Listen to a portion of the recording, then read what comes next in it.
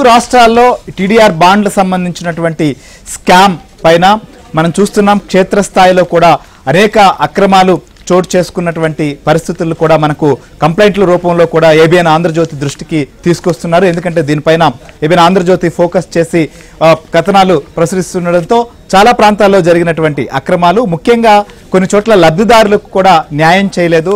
వాస్తవానికి ఆయా ప్రాంతాల్లో రోడ్లు మాస్టర్ ప్లాన్లో రోడ్లు డెవలప్మెంట్ చేసిన చోటు కూడా రాజకీయ కక్షతో కావచ్చు, వేధింపులతో కూడా కొంతమందికి అన్యాయం చేసినటువంటి బాధితులు కూడా బయటకు వస్తున్నటువంటి పరిస్థితి మనకు తెలుగు రాష్ట్రాల్లో ఉంది.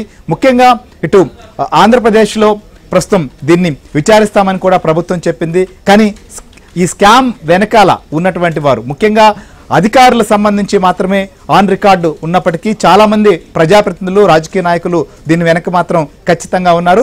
వారితో పాటుగా హైదరాబాద్ కావచ్చు లేదా తెలంగాణ రాష్ట్రంలో ఉన్నటువంటి పరిస్థితి, ఇక్కడ ఏం జరిగింది, ప్రభుత్వం ఏం చేయబోతుందో కూడా మనం చూద్దాం. మనతో పాటు సాంబశివరావు గుంటూరు నుంచి కూడా లైవ్లో సిద్ధంగా ఉన్నారు. అలానే రాజేష్ కూడా మనతో పాటు లైవ్లో ప్రస్తుతం ఉన్నారు. సో ముఖ్యంగా జరిగినటువంటి స్కామ్లో పెద్ద ఎత్తున అక్రమాలు కూడా ఆంధ్రప్రదేశ్లో చోటు చేసుకున్నాయి. అలానే తెలంగాణలో కూడా హైదరాబాద్ చుట్టుపక్కల ఉన్నటువంటి మున్సిపాలిటీలు, కార్పొరేషన్లో జరిగినటువంటి డెవలప్మెంట్లు, అక్కడ జరిగినటువంటి వెనకాల ఈ బాండ్లు జారీలో అక్రమాలు కూడా జరిగాయి. సో సాంబశివరావు, ఏంటి మనకు పెద్ద ఎత్తున ఆందోళన చేశారు అక్కడ.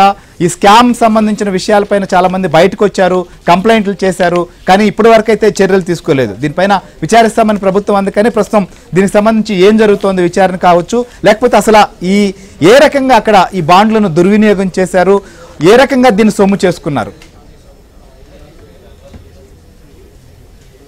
శ్రీహరి, గుంటూరు నగరపాలక సంస్థలో ఒక రోడ్డు విస్తరణ పేరుతో కూడా మున్సిపల్ అధికారులు చేపట్టిన రోడ్డు విస్తరణ పనులు టీడీఆర్ బాండ్లో అతిపెద్ద అవినీతి చోటు చేసుకుంది. 2021లో గుంటూరు నగరపాలక సంస్థ పరిధిలోని బెస్ట్ ప్రైస్ నుంచి జాతీయ రహదారి వరకు వెళ్లే పొందుల కాలనీ మీదకి వెళ్లే రోడ్డుని 40 అడుగుల మేర విస్తరణ చేసేందుకు ప్రస్తుతం మనం చూస్తున్న ఈ డొంకని 40 అడుగుల మేర విస్తరణ చేసేందుకు దాదాపు 2 కిలోమీటర్ల వరకు ఈ రోడ్డు విస్తరణ పేరుతో కూడా విస్తరణ పనులు చేపట్టారు. దీనికి అప్పటి మార్కెట్ ధర ప్రకారం 3,000 చదరపు గజానికి 3,500 మాత్రమే ఇక్కడ చదరపు గజానికి ఉండగా, మున్సిపల్ టౌన్ ప్లానింగ్ సిబ్బంది ఒక్కొక్కరికి 20,000 రూపాయలు మార్కెట్ రేటు అధిక ధరలో లెక్కల్లో చూపించి లబ్ధిదారుల నుంచి 50% కమిషన్ తీసుకున్నట్లు కూడా ఆరోపణలు వస్తున్నాయి. ఇక్కడ ఒకే ఒక లబ్ధిదారు నుంచి 1,331 గజాలు ఉన్న ఒక వ్యక్తి నుంచి 3,500 ఉన్న అక్కడ స్థలం వాల్యూను 20,000 రూపాయలు చూపించి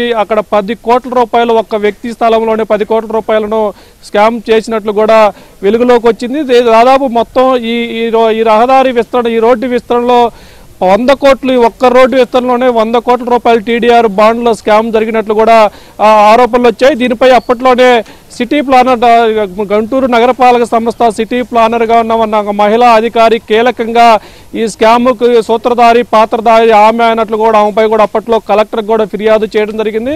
అయితే అప్పట్లో వైసీపీ ప్రభుత్వం నాయకుల ప్రమేయం కూడా ఉన్నట్లు తెలిసిన నేపథ్యంలో కలెక్టర్ కూడా దీన్ని చూడనట్లు వ్యవహరించి వదిలేసిన నేపథ్యంలో ఇప్పుడు తాజాగా వైసీపీ ప్రభుత్వంపై కూటమి ప్రభుత్వ అధికారంలోకి వచ్చిన తర్వాత మున్సిపల్ శాఖ మంత్రిగా ఉన్న నారాయణ ఇప్పుడు రాష్ట్ర వ్యాప్తంగా జరిగిన టీడీఆర్ బాండ్ల కుంభకోణంపై కూడా ఇటీవల జరిగిన ఒక సమీక్షలో ఆయన విచారణ చేపట్టి క్షేత్రస్థాయిలో తనకు నివేదిక ఇవ్వాలని కూడా ఆదేశించిన నేపథ్యంలో గుంటూరులో జరిగిన ఈ రోడ్డు విస్తరణలో జరిగిన టీడీఆర్ బాండ్ల వివాదం మరొకసారి వెలుగులోకి వచ్చింది. ఒక్క రోడ్లోనే దాదాపు 100 కోట్ల రూపాయల స్కాములు జరిగితే ఇక గుంటూరు నగరపాలక సంస్థలో ఈ 3-5 ఏళ్లలో ఎన్ని వేల కోట్ల అవినీతి జరిగాయన్న చర్చ అయితే గుంటూరు ప్రజలు, గుంటూరు నగరవాసులు అయితే ఒక చర్చ జరుగుతుంది.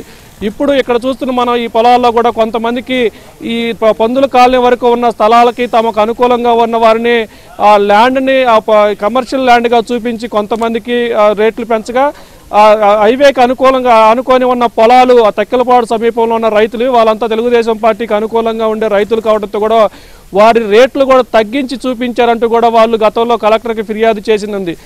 తమకి ఇట్టని వారి స్థలాలను తక్కువ రేట్లు చేసి చూపించడం, తమకి కమిషన్లు ఇచ్చే వారి స్థలాల మార్కెట్ రేట్ను 1కి 3 రెట్లు పెంచి దాంట్లో సగం commission municipal city planner, municipal town planning సిబ్బంది వసూలు చేసి బహిరంగంగా ముక్కుపొండి వసూలు చేసిన చరిత్ర అయితే ఉంది.